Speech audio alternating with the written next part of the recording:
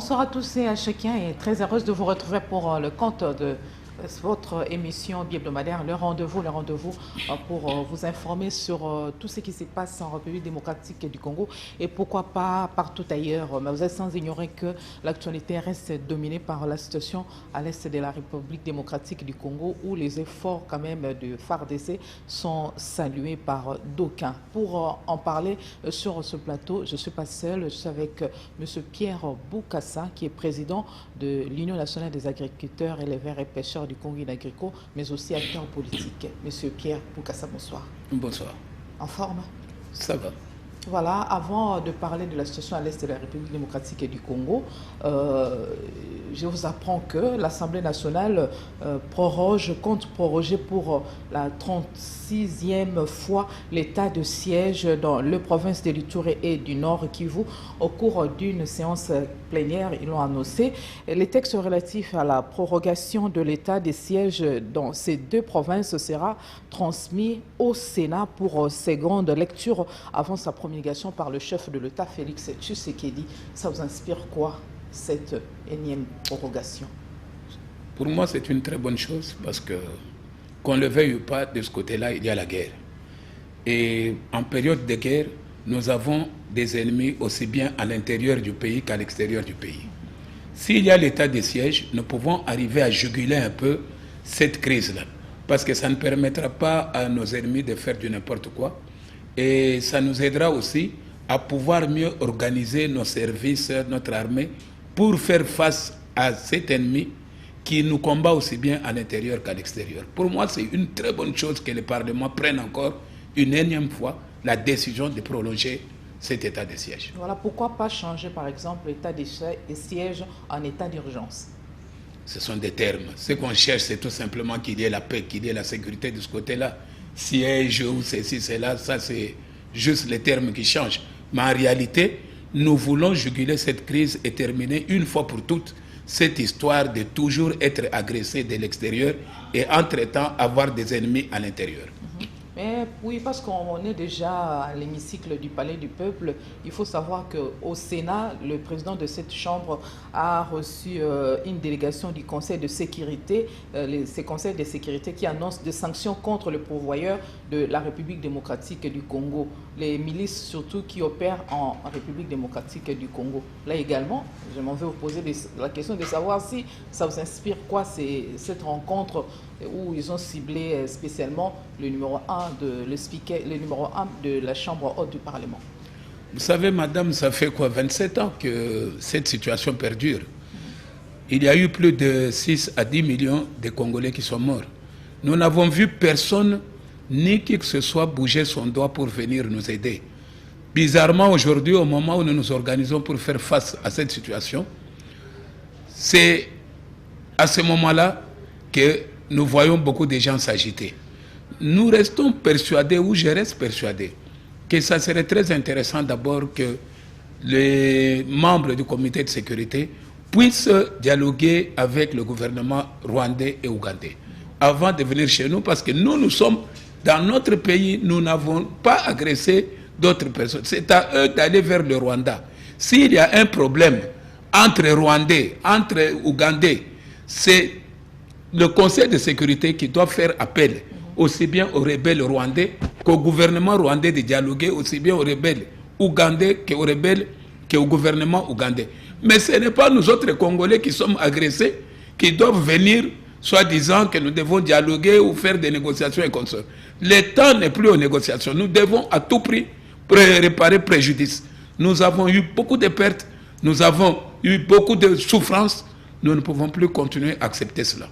Voilà, pour plus de précision, c'est avec le président du comité des sanctions de l'ONU, M. Michel Xavier, que Bati Lukwebo a échangé. Alors, il séjourne ici en République démocratique du Congo. Durant cette mission qui l'amènera vers l'Ouganda et le Burundi, entend s'informer sur l'origine des armes que détiennent les hommes armés qui écument l'est de la République démocratique du Congo, dont le M23. C'est opportun à ce moment-ci où la République démocratique du Congo a décidé d'agir autrement, de gré ou de force, a décidé, pas de gré, d'agir de force. Vous savez, madame, est-ce qu'il y a une usine d'armement ici au Congo? Je ne crois pas. Et nous ne faisons pas les armes. Les armes proviennent toujours de l'étranger, de chez eux. C'est à eux de voir d'où proviennent les armes qui alimentent les rébellions. Vous savez que cette guerre coûte aux rebelles 1 million à 2 millions de dollars par jour. D'où leur provient cette ressource-là? Ça veut dire qu'ils sont alimentés quelque part pour déstabiliser le Congo. Nous ne devons pas continuer à être distraits. Il faut bien comprendre qu'un Congo fort, c'est un Congo qui va faire démarrer l'Afrique. Et beaucoup d'Européens, beaucoup d'Occidentaux ne voudront jamais que le Congo devienne fort. Ils voudront toujours qu'on soit faible, que nous puissions perdre notre population comme si nous étions des bêtes. On préfère plutôt sécuriser le Bolobo que sécuriser le Congolais. Nous ne pouvons plus accepter du n'importe quoi, quitte à ce qu'ils fassent ce qu'ils veulent, mais le Congo est souverain. Mais quelque part, selon certaines indiscrétions, le M23 qui sont qualifiés des terroristes, on apprend que le gouvernement envoie des émissaires en coulisses pour négocier ou dialoguer avec eux. Madame, je ne peux pas infirmer ni aussi affirmer cela, mais il faut vous dire une seule chose. Tout gouvernement ne peut pas accepter que son peuple continue à mourir. Même si on envoyait des émissaires, les gens doivent comprendre que, qu'on le veuille ou pas, si nous allons dans le sens de la guerre, il y aura toujours des perdants. Nous allons toujours perdre des vies. Que ce soit des vies des Congolais, que ce soit des vies des Rwandais, mais nous perdrons toujours des vies. Et une vie est chère. C'est pour ça que le Congo envoie toujours peut-être, ou le gouvernement congolais envoie des émissaires pour essayer de leur dire arrêtez. Nous ne refusons pas. S'il y a des Congolais là-dedans. Ça aboutit à rien. À quoi bon? Est-ce que vous trouvez que c'est impérieux que tous les acteurs de la crise puissent participer au processus politique? Madame, le grand problème qui se pose ici, ne tournons pas autour du pot. C'est M23 là, que ce soit des Rwandais ou des Congolais. À l'époque, nous habituons avec eux, nous n'avions pas de problème. C'est quand ils ont eu des envies qui dépassent les normes que nous, Congolais, nous cherchons, qui posent des problèmes. C'est parce qu'ils ont voulu prendre et nos postes régaliens et aussi dominer que ça posait des problèmes. Vous comprenez? Nous, qu'on le veuille ou pas, nous resterons toujours voisins avec le Rwanda. Nous ne pouvons pas continuer la guerre indéfiniment. Et en plus de cela, la guerre profite à qui? La guerre ne profitera qu'aux Occidentaux. Parce que si nous nous battons entre nous, nous n'aurons pas le temps de développer nos pays, nos populations vont continuer à souffrir. Et après, que ce soit les Rwandais ou les Congolais, nous aurons toujours besoin d'aide. Et nous irons toujours commander chez ces Européens qui nous arment et qui font tout pour que nous puissions faire la guerre ou les multinationales. Quand j'appelle Européens, c'est les multinationales. Il faut qu'on se dise ceci. Entre Africains, cherchons plus la négociation, cherchons plus que cela se termine à l'amiable, qu'il y ait bain de sang. Parce que qu'on le veuille ou pas, aujourd'hui, nous n'accepterons plus qu'il y ait des Congolais qui continuent à mourir à l'Est. Ou bien qu'un lopin de terre soit pris à l'Est. Le Congolais n'acceptera pas, quitte à ce qu'on nous extermine tous. Vous comprenez? C'est ainsi que nous demandons à nos jeunes de pouvoir se mobiliser pour être derrière le président de la République en ce moment. La façon de procéder du chef de l'État, mais non, d'agir aussi, ça aspire confiance, parce que la semaine a été marquée par l'information selon laquelle il y a un avion de guerre de FARDC qui a sillonné le ciel du Rwanda et ainsi de suite. Ça crée de la panique et il y a même de messages de demande de pardon tweetés ou sur YouTube et consorts. Ce sont des efforts salués par... les efforts du gouvernement sont salués ou bien beaucoup reste à faire? Madame, la dernière fois que vous m'aviez reçu dans votre émission, je vous avais dit que le Congo est comme un éléphant qui dort et il y a des fourmis qui s'amusent avec cet éléphant-là. Mais un jour, l'éléphant va se réveiller. Et il est grand temps, je vous avais dit, prenons notre temps. Mais un jour, nous nous réveillerons. Et la puissance de la masse, la population, n'oubliez pas la force de la Chine. Voilà. Laissez-moi un peu continuer, madame. La force de la Chine. Ce n'est pas parce que les Chinois sont tellement forts ou bien les gens... La masse, 1,3 milliard de Chinois. Et nous, ici... Nous parlons de 100 quelques millions de Congolais contre 17 ou 20 millions de Rwandais. ou contre, je ne sais pas, 40 millions, 50 millions, l'Ouganda et le Rwanda réunis. N'oubliez pas la masse congolaise. C'est ce qui fait la force du gouvernement congolais. Boukassa, après cette démonstration de force, s'il faut le dire, ainsi de notre gouvernement à travers cet avion de guerre, on aura appris que hier aussi, un avion militaire chinois atterri à Goma, en renfort aux forces spéciales congolaises, contenant à son bord de drones équipés, des véhicules bien blindés 4x4, de fusiles d'assaut. Si cette guerre est vraie, il est à craindre que les Yankees et UK arment aussi le Rwanda, l'Ouganda et nos ennemis de l'Est. Madame, n'entrons pas dans ce jeu-là. Moi, je ne peux pas parler de matière sécuritaire parce que cet avion, on en parle, mais personne ne connaît réellement ce qu'il y a à bord. Peut-être c'était de la nourriture, qui sait. On est en train de spéculer. Vous savez, pendant la guerre, il y a beaucoup de rumeurs. Et il ne faut pas accepter les rumeurs. Il faut voir qu'il y ait du concret, qu'on nous montre concrètement qu'il y avait ça à l'intérieur. Peut-être que c'est l'aide tout simplement humanitaire. Ce que nous cherchons ici, madame, il faut bien comprendre, c'est la sécurité du Congo. Par le ciel rwandais, c'est déjà un problème. Pourquoi? Mais où allait-il passer pour arriver au Congo? Mais nous sommes des voisins. Nous devons partager des frontières. Qu'est-ce que vous voulez? Si on doit faire le survol, ça veut dire qu'ils ont demandé quand même de survoler l'espace rwandais et qu'on leur avait autorisé. Mais le Rwanda, parce qu'on le sait, c'est un secret pour personne. Les Bobby, les Anglais en argot de services secrets adorent les Tutsis. Ils ne vont pas laisser aussi les Rwandais croiser les bras face à la République démocratique du Congo. Adoré. Ils vont les soutenir aussi. Et quelles seront les conséquences aussi? Madame. Le Rwanda, l'Ouganda et autres ennemis de l'Est de la RDC, ils sont 9, au nombre de 9 les pays limitrophes ennemis de la RDC. Madame, vous devriez déjà enlever le terme adorer. On adore que Dieu, on n'adore pas un peuple. Vous comprenez? C'est que ces gens-là, c'est juste les intérêts qui comptent dans le monde capitaliste. Ce n'est pas un problème d'adorer une population ou quoi que ce soit. C'est voir où est réellement, qui a raison, où est la vérité dans tout ce qui est en train de se passer et où sont les intérêts. Si le Congo offre plus d'intérêts, vous croyez que les Rwandais vont donner, ces gens-là que vous parlez, qu'ils adorent, là, vont toujours être derrière eux. Ce qu'on a aujourd'hui besoin, c'est de la sécurité, que tout peuple vive en paix et qu'on développe sa nation. Vous allez me dire que nous allons continuer à entretenir la pauvreté dans notre pays parce que les Anglais, les Américains sont derrière les Rwandais. Nous devons nous battre, sinon les Chinois ne seraient pas là où ils sont. À un moment donné, ils ont tous pris conscience et c'est comme ça que la Chine est devenue forte. Nous aussi, nous devons prendre conscience, qu'on le veuille ou pas, madame. Si le Congo ne se développe pas, ça sera très difficile pour que l'Afrique se développe. Tout partira du Congo, nous sommes au centre. Le développement de l'Afrique partira du Congo. Et il faut qu'ils comprennent qu'ils doivent nous laisser aussi la possibilité de vivre. Ne fût-ce que chaque année des bruits de bottes, chaque année des bruits de bottes. Quand pourrons-nous nous développer ou réfléchir à faire quelque chose pour notre population? Et à chaque fois, les dirigeants qu'on met passent pour des incapables parce qu'ils sont tantôt en train d'être occupés par la guerre, tantôt, pendant que les autres profitent de nos minéraux, profitent de nos richesses pour développer leur pays. Nous, eux n'ont pas de bruit de bottes. Nous, on a tout le temps de bruit. Cette fois-ci, madame, pardon, j'ai envie de vous dire un truc. Cette fois-ci, si cela continue, ils nous attaquent à Rutshuru. Nous connaissons que ce sont les Rwandais, et bien nous nous attaquons par Kisene.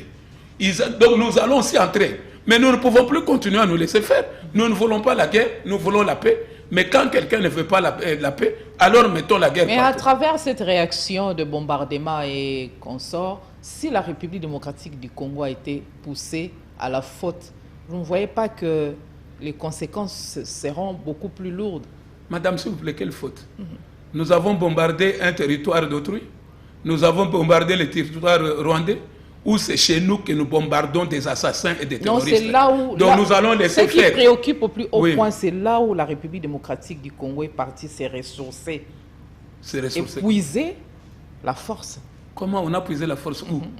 Dites-moi un peu où vous connaissez ça. Tous les avions qui sont venus ici en guise de bien préparer la guerre, ça provient d'où? Madame, est-ce que vous savez que... Je vais vous dire une chose que beaucoup de gens ignorent. Vous savez qu'à l'époque du président Kabila, on avait déjà acheté des avions en Ukraine et qu'on avait envoyé des pilotes en Ukraine et que ces avions traînaient ici. Vous savez qu'on avait aussi des chars de combat qu'on avait achetés Et tous ces matériels-là, si aujourd'hui, nous les mettons vraiment, on les répare et que nous les utilisons, vous allez dire que c'est toujours les Russes. Et en plus de cela, quel est ce texte qui interdit à un pays d'aller s'approvisionner en URSS ou en Ukraine ou n'importe où? Ce que nous avons besoin, c'est qu'on nous laisse, qu'on nous laisse tranquille, que nous puissions essayer de développer notre pays comme eux le font chez eux. Vous comprenez? Ce n'est pas que chaque fois, nos présidents passent pour des incapables parce qu'ils sont tout le temps obligés de penser comment se défendre. Nous sommes aussi obligés de travailler, qu'on mette le peuple au travail. Ce que nous cherchons, c'est remettre le peuple congolais au travail. Voilà. Que chacun profite des richesses de notre pays. Mais c'est bien beau d'étendre la main à la Russie, par exemple, mais on sait que les Yakiens et les Bobis sont le plus forts. Il faudrait tout faire pour le détourner définitivement de l'Angola, Ouganda, Rwanda et d'autres pays de l'Est qui nous envient et envient nos ressources, nos minéraux et qu'on sort. Au cas contraire, ils vont bien armer, bien outiller les restes des pays voisins, ennemis de la République démocratique du Congo. C'est ça la plus grande crainte. Madame, qui veut la paix prépare la guerre. Ne vous en faites pas. Les intérêts, c'est le mobile de nos actions. Qu'on les veuille ou pas, tous ceux qui vous citez là, qui sont peut-être pour les pays voisins, seront toujours avec le Congo parce qu'ils ont besoin que leurs usines tournent. Ils ont besoin que leur peuple aussi puisse travailler, exporter et ils ne peuvent pas se passer du Congo. Qu'on le veuille ou pas, nous sommes obligés de faire face à tout ça. Nous ne devons pas avoir peur que les Yankees... Mais les Yankees, nous sommes avec eux. Voilà, avec une bonne diplomatie et autres stratégies, on peut bel et bien renverser la vapeur. Mais c'est ce que fait le président Tshisekedi. Mais on l'a beaucoup critiqué ici, qu'il était en train de faire des tours un peu partout. Est-ce qu'il était parti rapidement? En premier lieu, il est parti en Russie? Ou bien il était parti, je ne sais pas, en Chine? Non, mais il a fait les tours dans tous ces pays que vous citez. Ça veut dire qu'il prône une diplomatie qui est basée sur la sécurité ou la souveraineté de notre pays. Ça s'arrête là. Le Rwanda aujourd'hui, on aurait appris que déclare le cessez-le-feu. Le M23 veulent s'agenouiller devant la République démocratique du Congo et ils ont opté pour le pardon. Il faut à tout prix accepter ces pardons. C'est un pardon sincère ou bien il faut les intégrer dans notre armée, les M23 qui se déclarent, qui se disent être congolais? Moi, je n'ai pas vu là où les Rwandais étaient en train de clamer cessez-le-feu, où les M23 déclaraient qu'ils s'agenouillaient qu'on sort. Non. Le grand problème, c'est que ces gens, en 2013, quand le président Kabila les avait défaits, ils avaient aussi clamé cela. Ils étaient partis se réfugier au Rwanda, mais quelques années après, on les voit revenir. Nous ne devons pas continuer tout le temps avec de telles situations. Le peuple congolais en a marre. Vous comprenez? C'est comme ça que vous nous voyez venir même ici sur ce plateau. Vous parlez réellement de ce que nous pensons. Moi et vous, nous n'avons pas préparé cette émission. Je vous dis ce que je pense en tant que Congolais. Je ne vous dis pas ce qu'on m'a dicté quelque part. Donc ça veut dire que nous devons à tout prix, une fois pour toutes, terminer. Soit on nous tue tous, soit la guerre s'arrête et nos frères de l'Est vivent comme tous les autres peuples. C'est ce que nous cherchons. Voilà, les dialogues, il y en a et ça existe toujours. Un énième dialogue, vous pensez que c'est opportun? On peut faire même 1000 dialogues, même 100 000 dialogues, il n'y a pas de problème. Mais tant que nous serons forts et que les peuples, nos voisins, auront aussi peur de ce Congo, ça fera quand même que nous allons dialoguer en position de force. Notre grand problème ici, c'est de bien restructurer notre armée. Même les jeunes qui viennent pour intégrer l'armée, essayer à tout prix de les motiver, vous comprenez? Qu'ils soient toujours pour la patrie. C'est déjà, nous pouvons aller au dialogue, même 100 000 dialogues, ça n'est pas un problème. Tant que ce sont des Congolais qui veulent venir. C'est qu'on ne veut pas que les assassins, les terroristes intègrent notre armée. Vous comprenez? Mais s'ils viennent pour construire, nous avons ici nos frères rwandais. Moi, je connais ceux qui ont des avions, je connais ceux qui sont dans beaucoup d'affaires. Mais nous ne les avons jamais embêtés, ni créé des problèmes. Parce que ça profite à la nation congolaise. Donc, de ce côté-là, il n'y a pas de problème pour moi. Mais les résolutions de la rencontre de Nairobi jusqu'à maintenant sont encore pendantes. Qu'est-ce qui explique cette réticence? Il y a des rencontres et à l'issue, Ce sont des résolutions qui sanctionnent ces rencontres, mais l'application souffre. Mais parce que il faut dire que les gens n'ont pas tellement... les acteurs, quoi, n'ont pas tellement les mains libres. C'est qu'ils dépendent beaucoup des multinationales ou dépendent beaucoup de l'extérieur. Vous savez, les rebelles comme tels, quand on dit rebelles, c'est tout simplement des gens qui sont téléguidés de l'extérieur par leurs bailleurs de fonds. Et à un moment donné, quand on leur dit, si vous continuez de telles négociations, nous vous laissons tomber. Et ils regardent maintenant leurs intérêts, ils ne se retrouvent pas. Ils sont obligés toujours de gesticuler, tantôt d'accepter, de refuser, parce qu'il y a des intérêts mesquins là derrière, où ils doivent vivre, faire vivre leur famille, c'est tout à fait comme nous. C'est un peu ça, et, ce sont les intérêts qui priment dans toutes ces négociations. Voilà, agression de la République démocratique du Congo par le Rwanda. Nous sommes en train de marteler sur ça. Le président d'ensemble, Moïse Katumbi, cette fois-ci quand même il a parlé, il a rejoint les gouvernements et les chefs de l'État en disant que le gouvernement doit prendre des décisions fortes pour faire face, comme il se doit, à cette guerre. Ça cache quoi? Moïse Katumbi rejoint cette fois-ci les chefs de l'État alors qu'on sentait bien avant qu'il y avait des différends au sein de l'union sacrée de la nation. Madame, parler de nos hommes politiques, j'aime pas tellement. Parce que pour moi, la plupart d'hommes politiques sont des girouettes. Ils tournent en fonction du vent. Vous comprenez? Ce ne sont pas des gens très sincères. Moi, que Moïse dise aujourd'hui qu'il rejoint peut-être l'union sacrée, qu'il est derrière le président Félix, ou bien que Fayoulou dise ça, ça ne m'étonne pas des politiciens congolais. Le politicien congolais, qu'est-ce qu'on n'a pas vu même à l'époque du président Mobutu jusqu'à aujourd'hui? C'est des gens qui changent vite de position. Mais ils n'ont pas une position constante. C'est pour ça que tout dépend tout simplement des intérêts, de leurs intérêts, pas des intérêts du peuple. Moi, je suis très content que cela se passe, parce que l'union fait la force. Si nous pouvons tous être derrière le président Tshisekedi en ce moment, pour l'aider à ce qu'il y ait la paix au Congo, en tout cas, c'est une très bonne chose. Voilà, les évêques de la conférence épiscopale nationale du Congo ne sont pas restés indifférents. Ils ont tiré la sonnette d'alarme sur la dégradation de la situation sécuritaire en République démocratique du Congo. La CENCO appelle à une marche pacifique le 4 décembre prochain.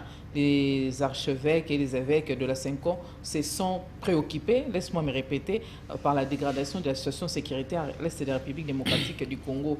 De marche, c'est bien beau. On a commencé à marcher. Il y a ceux qui ont marché avant. Et voilà, aujourd'hui, l'Église catholique se prononce aussi là-dessus. Et apparemment, ces marches-là ne donnent pas des résultats souhaités. Est-ce qu'il faut continuer à marcher ou il faut utiliser d'autres stratégies? Madame, l'Église catholique, ils prennent souvent de très bonnes décisions. Mais moi, je pense que le fait de marcher, bon, c'est revendiquer un peu ses droits, c'est montrer au monde entier que le peuple congolais en a marre, que le peuple congolais ne peut plus accepter que cela continue. Mais la plus grande marche que les évêques pourront faire pour moi, c'est de marcher jusqu'à l'Est. Qu'on s'organise, qu'ils nous disent tous, tout chrétiens, ok, nous devant, nous allons marcher jusqu'à la frontière du Rwanda. Là, nous allons les accepter. Mais si c'est des marches juste pour qu'on montre que bon, les chrétiens, les catholiques sont aussi derrière, les militaires sont derrière le président, bon, c'est une bonne chose. Mais la grande marche, c'est la révolution congolaise en marche pour défendre l'Est. Ça, nous serons tous à la rue. Pour sauvegarder l'intégrité territoriale de la République démocratique du Congo, il y a d'autres stratégies, hormis les stratégies mises en place maintenant là par notre gouvernement. Moi, je pense que ce que le président a fait durant tout son mandat, c'est vraiment ce qu'il fallait. Agir de force. Non, pas agir de force. Il a commencé par la diplomatie agissante. Ça veut dire aller aller contacter tous les voisins, leur expliquer que le Congo n'est pas un ennemi, que le Congo est souverain, que le Congo doit défendre sa patrie, que le Congo doit vraiment être libre. Vous comprenez? Et après, faire en sorte qu'on ait une armée forte. Et comme tout ça est en train d'arriver, moi je reste persuadé que dans les 6 mois, une année, vous verrez vous-même que le Congo va changer. Que ça sera un Congo qui sera craint comme à l'époque de Mobutu. Voilà. Nous sommes en train d'échanger avec le numéro 1 de l'Union nationale des agriculteurs, éleveurs et pêcheurs du Congo. Il est aussi acteur politique. Parlons du processus électoral en République démocratique du Congo. L'enrôlement des électeurs prévu dans un premier temps dans 9 provinces de la République démocratique du Congo pour la première phase selon le président de la Commission électorale nationale indépendante, CENI. Comment est-ce que vous avez accueilli cette nouvelle? Très très bien. C'est bien qu'on commence. Sur 26, on commence d'abord par 9 provinces. Qu'on commence par 3, par 4 du moment qu'on va aboutir aux 26 provinces. Où est le problème? Notre problème, c'est qu'il y ait élection. C'est pour ça que j'ai dit souvent aux Congolais qui sont en train de croire que parce qu'il y a la guerre à l'Est, il n'y aura pas d'élection. Je leur dis non. Il va y avoir élection, vouloir ou pas. Parce que 2006, il y avait la guerre. 2011, il y avait la guerre. Nous avons fait des élections. 2023, guerre ou pas guerre, ceux qui pourront voter, voteront. C'est une très bonne chose. Laissez le président de CENI agir, continuer à travailler et aboutissons tout simplement en 2023 aux élections. Voilà, pour ceux qui ne le savent pas, opération d'enrôlement des électeurs, 9 provinces concernées pour la première phase des opérations prévues en République démocratique du Congo. Il s'agit de la ville de Kinshasa, Congo central, Équateur, Nord Ubangi et Sud Ubangi, Chuapa et Kwango. Voilà, juste ça dans un début. Est-ce que les restes de provinces, la population ne sera pas lésée? Pourquoi commencer par... Qu'est-ce qui a motivé ces choix? On sait que c'est la CENI, mais vous, en tant qu'acteur politique, votre opinion, qu'est-ce qui a motivé ce choix par la centrale électorale? Madame, il y a un calendrier qu'on est en train de suivre. Et ceux qui font ces choix-là savent le pourquoi. J'ose croire que faisons confiance. Le problème de nous autres Africains, nous ne voulons pas faire confiance à nos dirigeants. Laissons ceux qui sont en train. Kouilou et Maïndombe. Ce n'est rien, laissons-les faire. Qu'on voit tout simplement si en 2023, les 26 provinces ne vont pas aller aux élections. Vous comprenez? Mais d'emblée comme ça, pourquoi ces choix, pourquoi cela? Comprennent même le Katanga, le Kasaï, vous entendez? Non, pourquoi seulement les Kasaï? On prend les bandes, pourquoi les bandes? Non, laissons-les travailler. On doit savoir qu'est-ce qui a motivé. Non, vous n'avez pas à savoir parce que c'est leur organisation. Et ils savent pourquoi ils commencent par là pour aller rapidement. Peut-être c'est à cause de la proximité des actions qu'ils vont faire. C'est à eux, ils n'ont pas à se justifier, mais c'est question qui nous disent tout simplement qu'en 2023, toutes les provinces pourront élire. C'est tout. Voilà, en ces moments où nous sommes en train d'enregistrer cette émission, le président de la centrale électorale, Denis Kadima, séjourne à Séoul, en Corée du Nord, où il supervise la production à grande échelle des kits d'identification et d'enrôlement des électeurs par l'entreprise Minus System. Voilà. Très bien. Très, très bien. C'est pas en retard? Non, c'est pas en retard. Très, très bien. Madame, vous savez, prenons notre temps. Par rapport au temps prenons notre temps. Non, par rapport à... Il reste une année. On a encore 13 une année. mois. 13 mois, on a encore une année. En une année, on peut faire beaucoup de choses. Laissons-le faire. Il sait comment il s'organise. Ne soyons pas déjà en train de juger quelque chose qui n'a pas encore abouti. Laissez. Moi, j'ai dit que le peuple congolais, que chacun s'occupe de ses affaires. Ceux qui doivent s'occuper des élections doivent s'occuper. Ceux qui doivent se combattre doivent se battre. Ceux qui doivent... Que chacun fasse son boulot. Et qu'on voit tout simplement en finale là où on aboutira. Mais qu'on ne juge pas avant qu'on ait terminé le processus. C'est tout. Non, le problème, c'est le temps. Parce que nous courons derrière le temps. La CENI n'a pas encore disponibilisé les calendriers électoraux. La CENI se démerde encore pour faire venir le kit ici à Kinshasa. À quand le dispatching? On sait qu'il y aura des contraintes qui seront liées au dispatching de ces kits, raison pour laquelle l'opposition républicaine et le reste des opposants se posent la question de savoir la CENI est largement en retard. Tout ce que la centrale électorale est en train de faire maintenant, c'est juste beurrer les yeux de la population. Est-ce vrai? Madame, en 2006, pourquoi on n'avait pas dit ça? C'est de la poudre aux yeux, voilà. En 2011, le terme utilisé. En 2011, pourquoi on n'avait pas parlé de poudre aux yeux? Avec notre pasteur Ngoy Moulumba, avec Malumalu, on n'a pas parlé seulement aujourd'hui parce que Kadima est là en train de faire. Arrêtez avec ces conneries-là. Il faut à tout prix qu'on voit tout simplement, en fin de compte, il y aura élection ou pas, est-ce que ça se fera dans les normes ou pas. Vous comprenez? Les opposants là qui parlent. Aujourd'hui, moi j'aimerais voir un opposant aller à l'Est et encourager nos militaires. Au lieu de tout le temps parler dans leur chambre ou parler dans leur salon, qu'ils partent là-bas à l'Est. Les partis politiques qui font les marches ici, qu'ils aillent faire des marches à l'Est et qu'on les voit un peu, qu'on dise que voilà au moins des gens qui veulent que le Congo s'en sorte, au lieu de tout le temps essayer de critiquer l'action du chef. Ce qui tue en Afrique, c'est que nous ne faisons pas confiance à nos dirigeants. Dès qu'un dirigeant prend le pouvoir, on commence à les combattre et il est tellement préoccupé par ces combats-là qu'il n'arrive même pas à travailler pour son peuple. Qu'on laisse celui qui est là travailler, qu'il applique sa politique et qu'on voit en finale ce que ça va donner. Si ça ne donne pas de bons résultats, le peuple va les juger, on va le mettre de côté. Nous sommes dans la démocratie où chacun est libre, où chacun est libre de oui, mais la démocratie n'est pas le libertinage.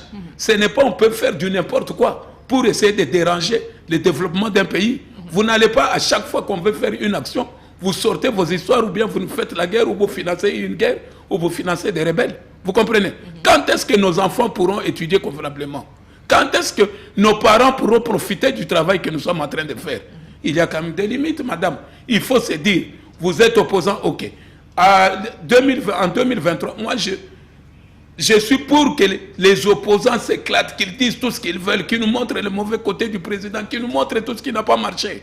Et que de l'autre côté aussi, la majorité puisse nous montrer tous les bons côtés et l'avenir du pays si lui restait. Ça, c'est un beau débat démocratique. Mais il ne faut pas à chaque fois, on part dans des débats qui n'ont pas de sens. Non, on n'a pas fait ceci, la CENI, c'est là. Non, n'ayez pas peur. C'est comme JB dit, l'homme qui a peur. N'ayez pas peur. Allons aux élections. Et avec ou pas ces opposants, nous allons avoir des élections. Mais pas des élections biaisées quand même. Non, pas des élections biaisées. Est-ce que nous pouvons dire que Malo Malo avait biaisé les élections? Est-ce qu'on avait parlé que Mungoï Moulunda aussi l'avait fait? On n'a pas dit. Bon, si eux, on a accepté qu'on n'avait pas biaisé, alors allons dans le même sens. Essayons de faire quelque chose. Que ceux qui vont découvrir qu'il y a tricherie ou quoi que ce soit, qu'ils parlent. Le moment venu, mais pas avant. Nous sommes en train d'être distraits à tout moment. Quand est-ce que nous allons travailler? Il y a un opposant républicain qui a clamé haut et fort la CENI, c'est une suite de l'IDPS. Elle est très politisée. On ne peut rien attendre de cette CENI. Madame, croyez-vous que même si aujourd'hui, un autre président pouvait être à la place de Félix et qu'il y avait quelqu'un de sa tribu ou de sa province à la tête, on dirait que c'est la continuité de tel parti politique. Nous étions avec Ngoï Moulunda qui était Katangé. Est-ce que nous avions dit que c'est le PPRD qui continuait? Nous étions avec Malou Malou qui était pourtant tellement accroché aux bottes du président. Est-ce que nous avions parlé de ça? Ça, c'est des échappatoires. Qu'on le veuille ou pas, on mettra des mesures d'encadrement. Tous ces opposants auront le temps de mettre des mesures d'encadrement, d'avoir les gens qui vont suivre pour eux. Pourquoi ne pas tout simplement laisser faire? Moi, je reste persuadé aussi qu'à un moment donné, c'est peut-être faute de moyens.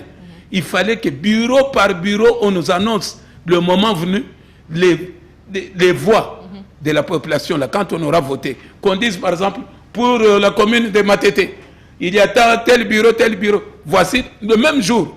Et comme ça, nous suivrons tous. On va voir si ces soi-disant opposants pourront avoir même ne fût-ce que 20% ou 30% des voix. Vous savez ce que Fatih est en train de faire ici? Un homme qui se sacrifie pour sa population. Au lieu de l'encourager, on est tout le temps en train d'être distrait dans des futilités. Voilà, merci pour cet éclairage. Une journaliste française expulsée de la République démocratique du Congo, ça a suscité des inquiétudes au niveau de la France. Elle, personnellement, agit négativement et elle déplore ces comportements de notre pays. Ça vous inspire quoi? Madame, ça m'inspire que l'autorité du pays commence à revenir. Vous savez, le vieux Tshisekedi, papa Tshisekedi disait toujours que ce qui manque au Congo, c'est qu'on n'arrive pas à restaurer l'autorité de l'État. Vous allez, vous restez dans un pays où vous n'avez plus de visa, vous n'avez même pas le droit de rester, mais parce que vous êtes européen, vous vous permettez de rester dans le pays, de faire des écrits n'importe comment. Non, madame, même si vous êtes journaliste, n'exagérons pas, je sais que c'est votre collègue, mais n'exagérons pas. Vous pouvez faire ça en France, vous pouvez rester en France sans document, vous pouvez rester en Belgique sans document. Qu'on l'expulse, c'est une très bonne chose, madame. Et je suis persuadé qu'il faut qu'on continue dans ce sens-là.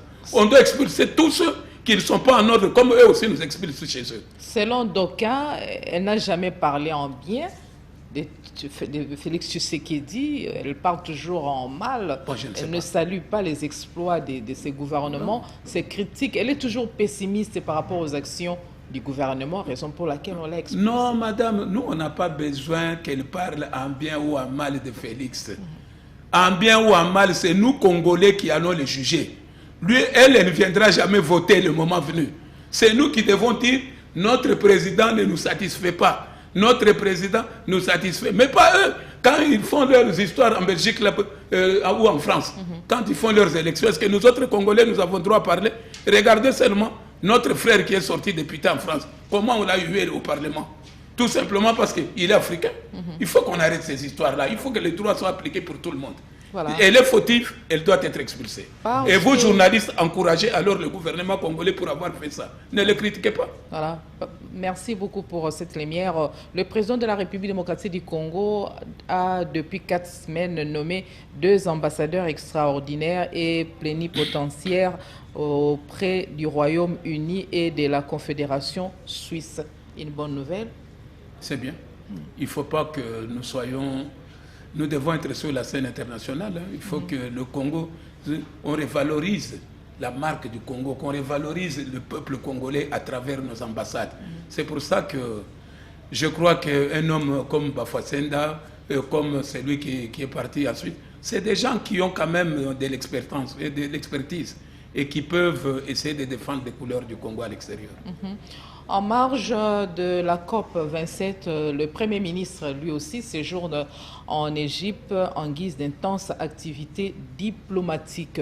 Qu'est-ce que cette rencontre de la COP 27 peut apporter à la République démocratique du Congo? Et tous ces efforts déployés par le numéro 1 du gouvernement, ça va aboutir à quoi, sachant que le réchauffement climatique ou le dérèglement climatique, c'est un problème déploré depuis belle lurette, mais dont les recommandations ne sont pas prises en compte en guise de succès. Madame, ce qui est sûr, c'est que le monde entier devra faire un effort pour que nous ne puissions pas continuer avec ces changements climatiques qui perturbent un peu tout ce qu'on fait dans le monde. Le Congo a un très grand rôle à jouer. N'oubliez pas que nous sommes la 2e forêt la plus grande du monde, ce qui fait que nous absorbons pas mal de CO2 et que nous jouons un très grand rôle.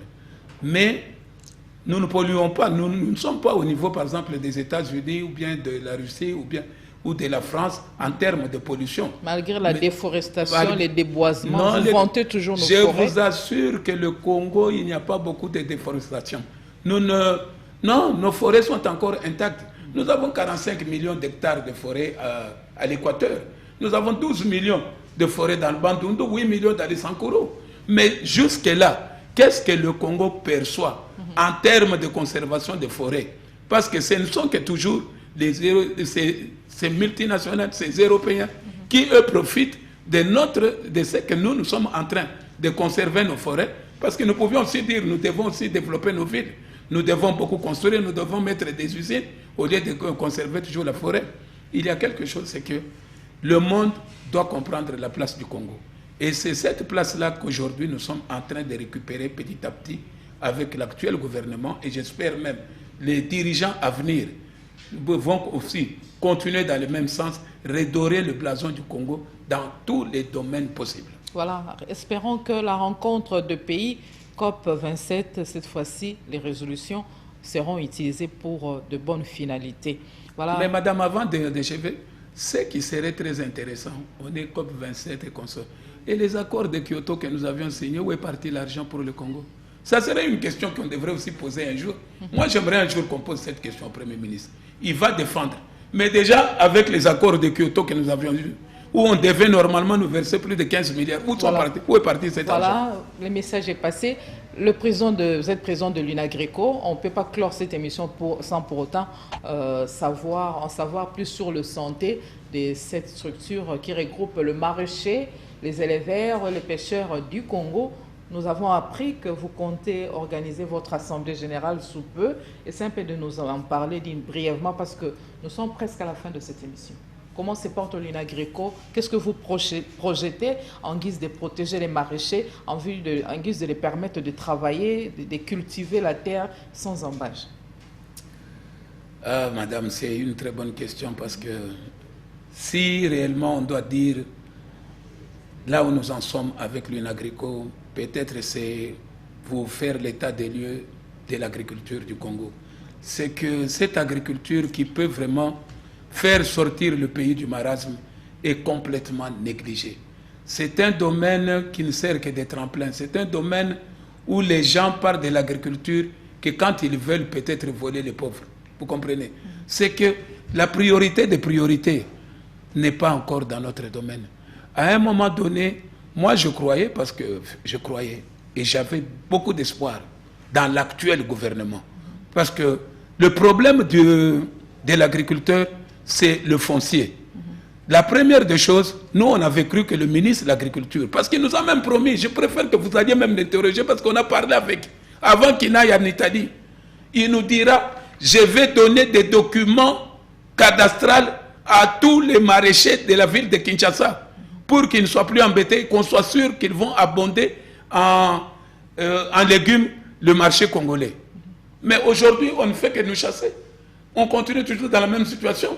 De plus en plus, les maraîchers abandonnent la production.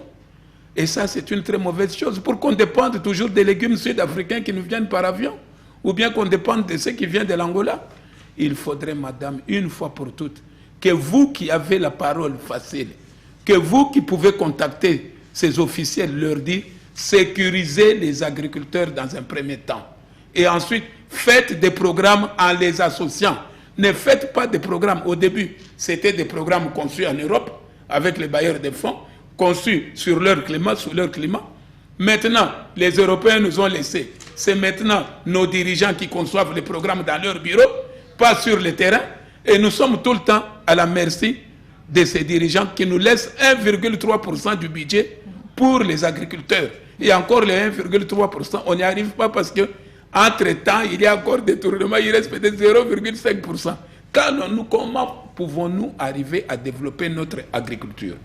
Il faut qu'on laisse les agriculteurs eux-mêmes se prendre en charge. Vous comprenez, madame? Et que le ministre comprenne qu'il doit être en contact avec nous, qu'on lui dise réellement quels sont nos besoins et qu'est-ce que nous attendons du ministère pour que nous puissions réellement travailler. Nous ne travaillons plus. Voilà. Nous ne travaillons pas. Voilà, merci beaucoup pour cette lumière. Nous sommes à la chute de l'émission d'aujourd'hui. Mais en guise de message particulier, je vous donne des secondes pour essayer un peu de nous expliquer. Il y a 3 jours passés, le Parlement a adopté une recommandation qui interdit au gouvernement d'intégrer et de brasser des éléments de groupes armés déclarés terroristes. Pas d'intégration dans l'armée, police, services de sécurité. Voilà.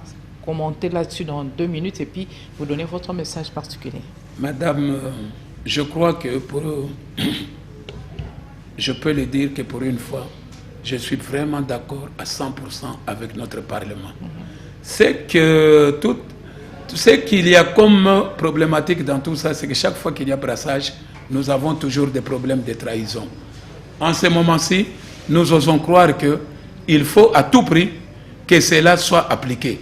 Que ceux qui veulent revenir au Congo viennent pour travailler dans d'autres domaines, mais pas être intégrés ni dans l'armée ou quoi que ce soit. C'est un peu ça. Voilà, c'était un plaisir énorme de changer pendant le 45 minutes imparti à cette émission avec le numéro 1 de l'Union nationale des agriculteurs, pêcheurs et éleveurs du Congo, M. Pierre Boukassa, qui se bat bec et ongle pour le succès, le survie de maraîchers, des éleveurs et pêcheurs de la République démocratique du Congo. Espérons que sa lutte un jour va trouver satisfaction. Et c'est la fin. Cette émission, vous pouvez la retrouver en rediffusion le mercredi à 12h30, heure de Kinshasa. Antenne A vous remercie amplement, énormément de l'avoir suivi. Et moi, je remercie jalousement les preneurs de vue et vous, fidèles téléspectateurs. Voilà, nous vous retrouvons très prochainement pour un prochain numéro de votre émission bi-hebdomadaire, Le Rendez-vous. Portez-vous bien. Bonsoir.